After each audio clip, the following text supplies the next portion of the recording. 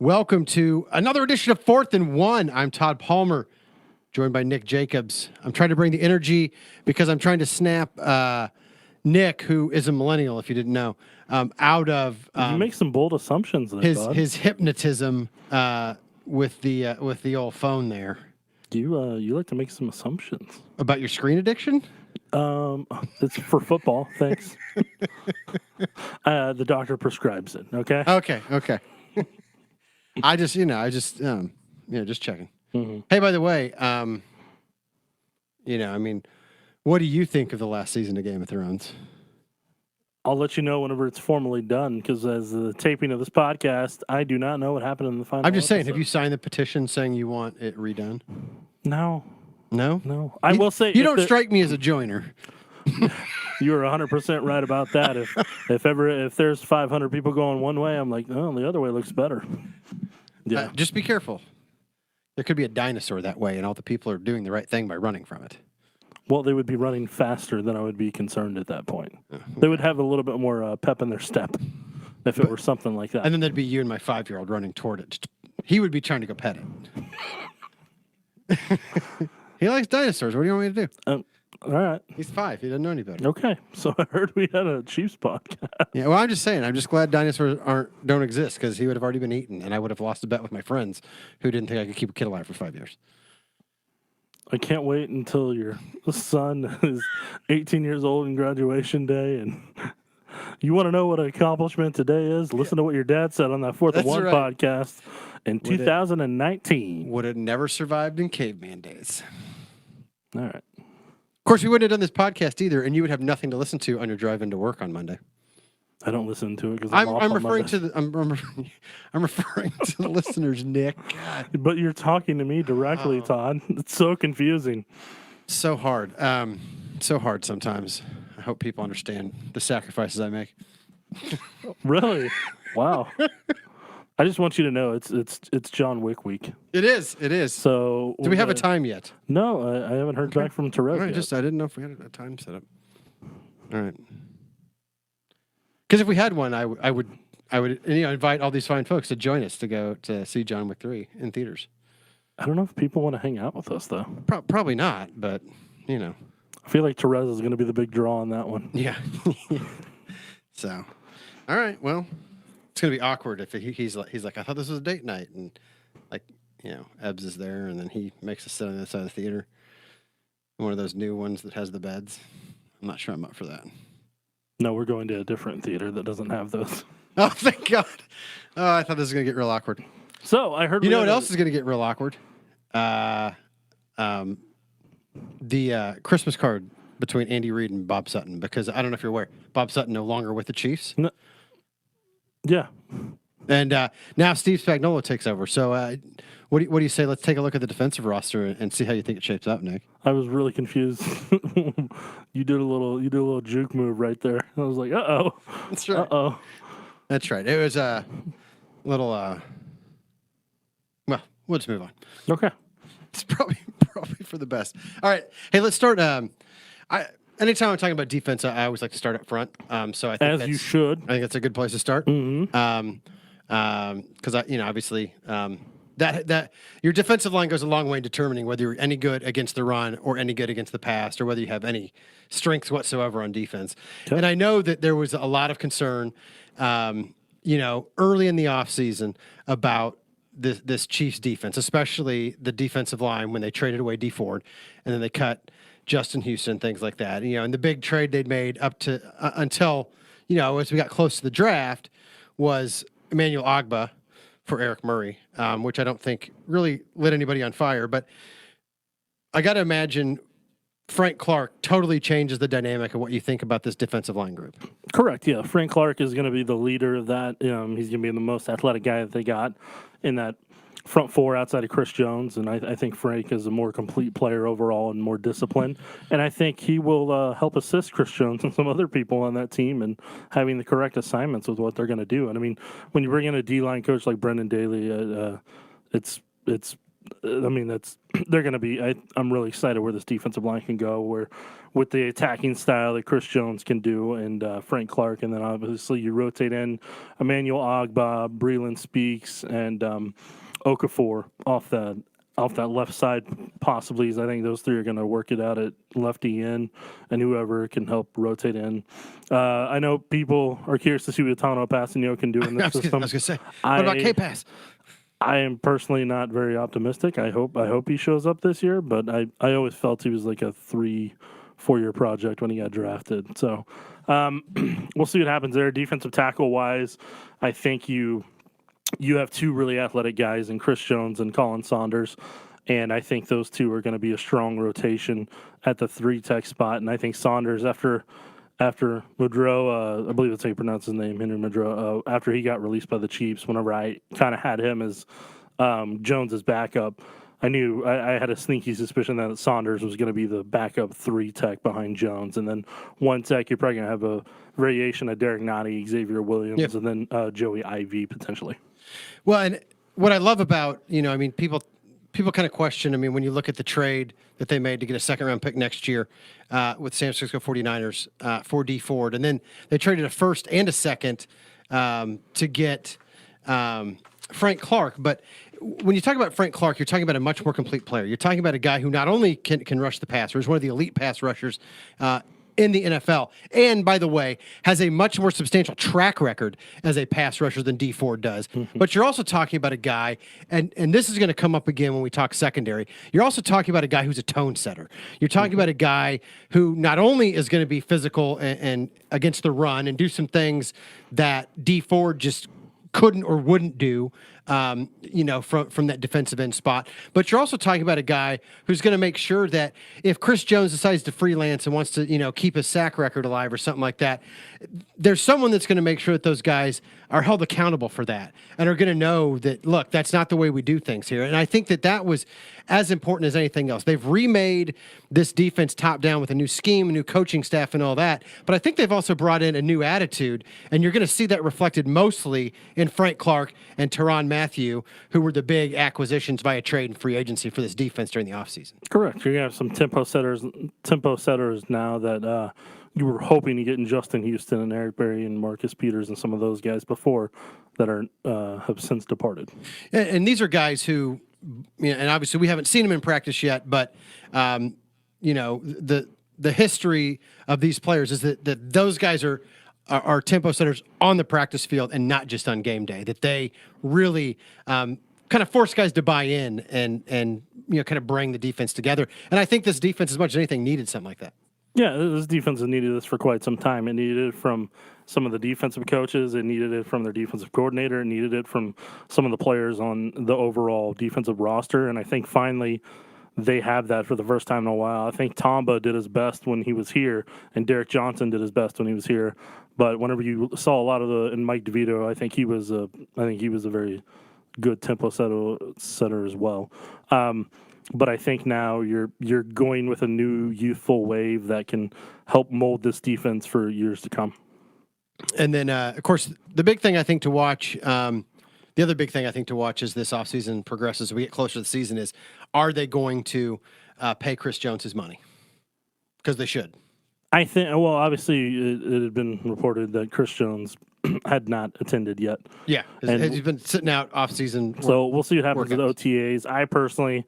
I'm guessing, this is just a guess on my part. Normally when players are in that contract year, they like to not show up until mandatory minicamp when it's required, so they don't have any penalties for missing. Which will be next month. Correct. So I'm not going to be surprised if I don't see him till then. If you do before then, that's great. But, from his perspective, you want to avoid injury, but you want to stay in condition. And he's doing a good job posting on Instagram of him staying in condition, so I'm personally not worried about him being out of shape or anything. It will be interesting to see, though, if he shows up to OTAs this week, because I think you've always been critical of guys who don't do that. And obviously, contract year is a little bit different animal when a guy's looking for that first payday, because this is really the first time Chris Jones has a chance to get life-changing, generational changing money for his family. So a little bit different situation than maybe Eric Berry and and Justin Houston, who had already gotten that big contract and then weren't showing up and doing the things you'd hope you would see from the guys getting that kind of money, right? Correct. Man of many words, ladies and gentlemen. Hey, I'm staying on time That's tonight. little Nicky Jacobs. I told you. You were never allowed to call me that. I didn't call you what? I don't even know what we're talking about. Hey, let's move on and talk about linebackers. Are you a linebacker guy? I didn't play linebacker. No, but I'm just saying, are you a linebacker guy? Or you like have a lot of love for like the Dit Butkuses and those type of guys? I enjoy football in general, yes. That's it? Oh. Yeah. Okay. I thought maybe I'm telling you, man, we're already at 6 minutes on this. Well, I thought maybe you had more thoughts on it. Look, linebacker's an interesting position because I think that you and I don't even agree on what position Anthony Hitchens is going to play this year. And I don't think there's a consensus on whether this group is any good yet. I mean, what do you think? Because I think Anthony Hitchens played very, very well as a middle linebacker in Dallas, and they signed him to a big money deal. They tried to move him outside. Outside in a different scheme. He was terrible last year. Just terrible. There's no way around it. Anthony Hitchens had a very disappointing season, I think. But I mean, I think if you move him back to the middle, where he was most comfortable and where he was productive in Dallas, I think that makes sense, especially because I'm not convinced that Reggie Ragland can do the things required of the position, especially from a coverage standpoint and some of the things that you'd like to see him do athletically, getting sideline to sideline in this defense. But I know you think he's more of a strong, right? Who? Anthony Hitchens. No. Oh, you've changed your position then? I'd never had that position. I see him more as a middle linebacker, Mike linebacker, and I know they have him as a will, but I think he's a Mike linebacker for him. What? We've talked before. You said you thought he'd be at the strong side. Go for 2, Todd. No, I'll check. I'll go back and look because I know you've said strong side. Okay. Because we've talked about this at length before. Okay. So then you do think that he's the middle linebacker? Yeah. Okay. Because you've said for several months that you thought that Reggie was going to get the first crack at middle linebacker. Correct. I think Reggie will get the first crack because I think that's what the organization wants to do, to prove if he can or can't be that guy, even though he can't cover and hasn't illustrated the ability to, which is why Buffalo got rid of him to begin with and traded him to the Chiefs. So, and the way, from my understanding, from what's been reported, is that they want to put Hitchens at will to start out. They want to put Ragland at Mike to begin with, and then at strong, they want to put Wilson there. So apparently that's kind of that's what's been reported that they have in mind right now for their starting 3. Is that the starting 3 that I think that's a terrible linebacker group. Okay, well, we'll see what happens when September rolls around, where I think it'll change, but that's what's been reported to this point. So where do you think Darron Lee fits in? Because obviously when Adam Gase, kind of made his power play and became the GM there for the New York Jets, he waited, 12 hours to trade Darron Lee for basically a conditional pick. Darron Lee, a guy, number 20 overall pick a couple years ago out of Ohio State. Where do you see him fitting in, and does that in any way change your opinion about what this linebacker group is? Well, I mean, I was kind of curious if they were maybe going to, what they saw in him, if they saw him as a Sam backer or if they saw him as a will backer. It sounds like they're interested in using him in will and sub packages and coverage. So at that point, if you're going to do that, then I would think you'd want to move Hitchens to middle backer and have Darron O'Daniel and Darron Lee be your will linebackers. So, I mean, we'll see what they end up doing. You think O'Daniel fits more maybe in, I mean, Darron Lee's a pretty good coverage guy too, though, but maybe not quite as fast as a Darron O'Daniel. Well, I could see both of them being the linebackers and sub packages. Yeah. Yeah. I think those could be the 2 coverage linebackers and sub. I mean, I think the Darron Lee thing, I think that probably spells the end of Reggie Ragland's time, because I think you're going to end up having Hitchens and Ben Neiman probably at that middle linebacker spot. More than likely. And then, you like you talked about with the Will, O'Daniel, Darron Lee. And I just don't see Ragland as a fit on the strong side over there. So I just, I think you're going to end up going with, I just don't know where Reggie Ragland fits on this roster anymore. Yeah, I mean, that's, I like I said, I still think they're going to give him every chance possible, but at the end of the day, I think he's the 7th linebacker on this team. Well, and you got to remember, you've got Raymond Davidson, who, people, I know you liked a lot last year, and then they brought in guys like Darius Harris out of Middle Tennessee State, Gary Johnson out of Texas, as undrafted rookies that I think could compete for a spot. And those guys, I think, have much more special teams value than a guy like Reggie Ragland. So I just, if Ragland isn't a starter, I don't think he makes the roster. And I think that's something that'll become more of a reality that we'll enter into late August, early September. All right. So secondary wise, this has got to be the spot where you have the most concern, right? At the cornerback spot, when you look at this roster, or am I putting words in your mouth? Yeah, no, the cornerback, I still want to see another starting corner that could potentially be opposite of Breland, and there with Fuller that could compete with Ward. So, I mean, we'll see what happens over the next handful of months if they can add or create an addition to that spot. So, Bashad Breeland, who they signed this offseason, I think he's a good player. I think Kendall Fuller's a good player. I liked what I saw from Charvarius Ward, but I'm not ready to say that he's a starting caliber cornerback in this league. Are there any of these rookies, whether it's Rashad Fenton, who they drafted, or some of the guys they brought in, that you think can, potentially be this year's Charvarius Ward, the guy that kind of steps in and fills a big time need, if not right away, down the stretch, as the games become more and more important? I don't know about on the outside, but on the inside, I'm curious about the undrafted free agent Mark Fields that they got from Clemson. I think he could be a number 4 corner for him and work in that in the nickel spot. So that's a guy that I'm really, really curious to see what he's able to do. The other guy I kind of want to see is Keith Reeser, because he's a guy who had some injury troubles. I think had a roster spot with the Chiefs until he got hurt. And then he's, went to the now defunct, minor league, so to speak, the AAF, shined, re-signed with the Chiefs. He's a guy that, I think he's the guy that can challenge Charvarius Ward and push him for that other outside corner spot sometime in training camp. Maybe it ends up being Reeser and Breland unless they add somebody June 1. But if they're going to add anybody June 1 cut or after June 1, that you're hoping it's a corner, right? Corner or receiver, those are the two spots. Maybe tight end. And one of those 3. Yeah. What about safety wise? I mean, I feel like with Tyrann Mathieu, with Jordan Lucas, with Armani Watts, Juan Thornhill. Yeah, with Juan Thornhill, the second round pick, I feel a lot better about the safety group than I did last year. And the other thing is, hopefully, we won't have to hear day to day for 14 weeks. I hope. I think that may be done, and I think Tyrann Mathieu and Juan Thornhill they have it in their spirit to play. So,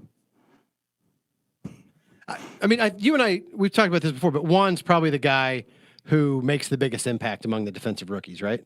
Yeah, among the rookies that they draft, I think he's going to be the impact for day one in terms of range, speed, athletic ability. I'm not saying he's going to be flawless by any means, but I think he's the guy that you can put on the field probably from day one and have him significantly contribute. Do you see a spot on this roster for Daniel Sorensen? Maybe down in the box if they feel comfortable with him, but I think from an athletic perspective, I think it's not going to be the easiest road for him to make the roster. Could he be a guy you use in sub packages too, kind of like we talked about with a Darron Lee or with a Dorian O'Daniel? I mean, he's more almost that mold anyway, isn't he? He is, but with them bringing in as many players as they have, that's really starting to kind of push him out of the way potentially. All right. Any other thoughts on the defensive roster? Nope. Well, there you go. We exhausted Nick Jacobs. No, I got a time we got to stay on. All right. Hey, we'll be back after this break, and we have to talk about the most important part of the team on the other side. Welcome back to 4th and 1. I'm Todd Palmer, joined by Nick Jacobs. And Nick, I feel like this is the most important yet not talked about part of the roster. I wonder why. Special teams. I mean, what do you think of the special teams roster here? Are you okay with James Winchester at long snapper? I'm fine with Winchester. I'm fine with Harrison Butker. I am. I wanna make you scared and say if I were you, I'd be a little concerned about Jack Fox. That right? About Jack Fox taking your buddy Dustin Colquitt. Priority free agent signing. Yeah, better watch out. So I mean, what I will say is he would have to have a darned fine camp to supplant the greatest punter in NFL history. What I would honestly do if I'm the organization, I'd let him do a whole bunch of punts so you can kind of keep Dustin's leg fresh for whenever it actually matters. Yeah, no, and I think for Jack Fox, this is a great opportunity to learn from Sure. a guy who's been doing it for a long time. He didn't get drafted, so you kind of could handpick your spot. And so, what better way than to go learn from Dave Tobe, learn under Dustin Colquitt, and then see where that takes you. And maybe he'll get a chance like a Harrison Butker did, when Cairo Santos got hurt, or if some other team doesn't like him, maybe he can impress enough that Jack Fox gets a job somewhere else. Assuming that they don't go for a money-saving move there.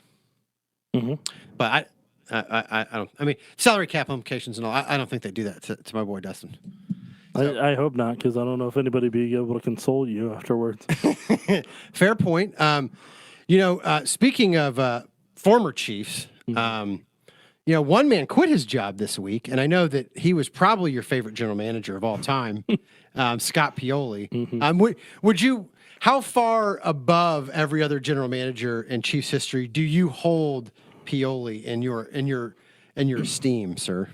Pioli was, in terms of the four that I've actually got to interact with and chat with before, he's definitely not very high on that list, and I won't miss him anytime soon. Call me Scott. Mr. Pioli's my dad is not one of your favorites. he is. He's not. Yeah, we're not besties. We don't exchange Christmas cards. Oh no. Because I actually enjoyed after Carl got out of the Chiefs organization. I actually enjoyed getting to have some conversations with him and his thoughts on and then Dorsey. Dorsey was Dorsey. He liked to. He was just one of those guys. He always liked to. He just loved to have fun with people and just watch football. And in a lot of ways, I mean, he was an entertaining guy. He'd always like to come up to the media tent and he'd like to sit there behind all the beat writers to see if any of them would notice that the general manager of the Chiefs is sitting behind them watching practice with them. And then he'd always look around and tell people to shh because he was going to sneak up on them like a Navy SEAL. So safe to say. If you had to pick one to go to dinner with, it would be Dorsey over Pioli? If it's between those two, oh yeah, Dorsey by a landslide, man. Dorsey would actually, you'd have a lot of fun with him out and about. It almost struck me as Pioli was like trying to make sure he was a free agent because it came like right after the Jets made their move, and I'm like, I don't know. In all honesty, what Pioli needs to do, and I'm gonna be 100% honest here in a way that I haven't been. Whenever he went down to Atlanta, I was like, man, I would not feel comfortable if I was anybody in that organization with him there. And he was there for almost 5 years, I think. And so for him to be there that long, I think he was hoping that somebody would give him a shot and forget about what happened in Kansas City. And clearly nobody forgot. And then everybody saw what happened with the Chiefs when Andy and Dorsey and then at this point Veach have all taken over the roster. And so what Pioli's going to have to do is he's going to have to go in the media, whether it's ESPN, NFL Network, and he's really going to have to – and I wouldn't be surprised if he got with Peter King and they somehow got him at NBC Sports or something like that. So I know him and Peter King were pretty close in the past. But the ESPN's going to replace Louis Riddick with him. But I think that he needs to rehab his image on a daily basis and be out in front of the media, a member of the media, and talking on a daily basis to where people get his thoughts and they have him on record and that type of stuff. But also he's ever present in front of the camera. The other option, I think, and it'd be interesting to see whether it happened. It seems like a lot of times when those New England guys fly the coop. And then they fall flat on their face. They go skulking back to New England. So, I feel like he nuked those bridges on the way out. I would be insanely surprised if he got another shot. But I feel like that's the only other option he has. So I don't think that option's there, and I won't get into the stories of why. I just don't think that option's there. I think that boat sailed when he came to Kansas City. Let the record show. I tried to bait Nick into going down that road. He declined. No. So, Nick, Jamal Charles, Derek Johnson, and then I'm sure the one that got you most misty was seeing Dwayne Bowe catch a touchdown after his one-day contract. Here's the funny thing. No. Were you like me? I was like he wasn't already retired? Like, he hasn't played in the league in like 3 years. I just assumed he was already retired. His last stop was Cleveland. And he played what? Six quarters there? I don't even know. I think he's appeared in like 5 games or something. Yeah, he had it dropped off pretty quick there after 2014. Yeah, I know. I mean, 2015. Athletically, he was done in 2014. He literally didn't play in 2016, 17, or 18. I just assumed he had retired long ago. I had no idea. Like, why was he not collecting his pension the last 3 years? Like, no, he might have been. I don't know. I don't get to look at the pay stubs. that's true. But I guess I assumed that this 1-day contract meant that he had formally retired. So, who do you think? I mean, Mark Boerichter. Who's the next one they bring back for a 1-day contract this week? I would love to see Mark Boerichter come back on a 1-day contract. I don't know. Did he go anywhere else after the Chiefs? I don't know. All right. Ricky Stanzi, maybe? I apologize to Mark if he's listening. Ricky Stanzi, maybe? I don't know. Yeah. Who do you want to see come back on a 1-day contract next? I'm not worried about that right now. I haven't given a lot of thought to it. All right. Well, gun to your head. Do you retire Justin Houston or Eric Berry's number? Neither of them. Oh, yeah.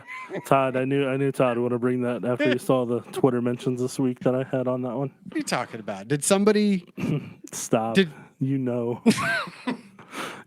fans were very upset that I didn't think 29 should be retired. Yeah. Well, so the floor is yours, Nick. Look, he's a guy. I know that especially everybody loves Eric Berry because it's a great story, and there were 2 or 3 seasons where Eric Berry was arguably the best safety in the league. Don't say that either, because then they want to mention the 5 Pro Bowls and the 3 All Pros. There were 2 or 3 seasons where Eric Berry was one of the best safeties in the league. If you say that like I did, then that's what they come. There back were a few with. other years where his reputation may have carried him to a Pro Bowl. Okay, well, this is my opinion. I know. You're welcome to have your opinion. You're welcome to be wrong about it. I'm just telling you. I'm just gonna stay back from the mic. But I'm just saying, look, he was injured a lot. I understand there's the emotional attachment that he's a cancer survivor. I love the Eric Berry story. I'm a big Eric Berry fan.